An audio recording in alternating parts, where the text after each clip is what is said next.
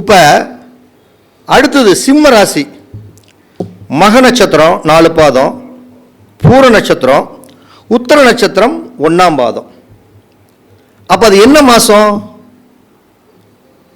ஆவணி மாதம். அப்போ ஆவணி மாதம் நல்ல மாதம் தானே, சூப்பரான மாதம் தானே.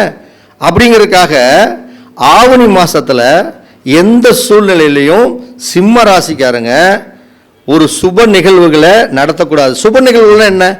எல்லாமே நிலம் வாங்கிறது, வீடு கட்டுறது, திருமணம் பண்ணுறது, ஒரு வண்டிகள் வாங்கிறது, வாகனங்கள் வாங்கிறது, பணம் செய்யப்பட்ட ஒரு பொருளாதார ரீதியாக முன்னேற்றத்தை கொடுக்கறது, இந்த மாதிரி சுப நிகழ்ச்சிகளை எதையுமே ஆவணி மாதம் சிம்ம ராசிக்காரர்கள் செய்யக்கூடாது. ஏன்?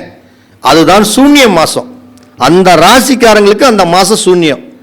அப்போ இந்த சூன்ய மாதத்தில் நீங்கள் எந்த காரியங்களை செய்தாலும் அந்த ராசிக்காரர்களுக்கு சூன்யமாக போயிடும்.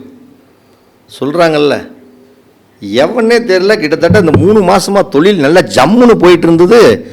அப்பயும் காரில் போகிறப்ப அடிக்கடி நம்மளை பார்த்து பார்த்து பேசிகிட்டு இருந்தானுங்க, எவனோ வச்சுட்டானாட்டுருக்குறா வசமாக நம்மளுக்கு பில்லி சூனியத்தை சூனியம் பண்ணிட்டானுங்க அப்படிங்கிறாங்கல்ல.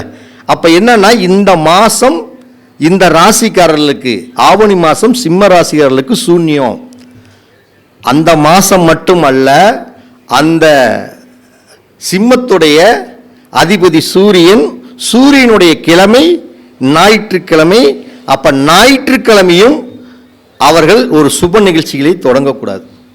தொடங்குனா இதெல்லாமே சூன்யமாக தான் போகும்.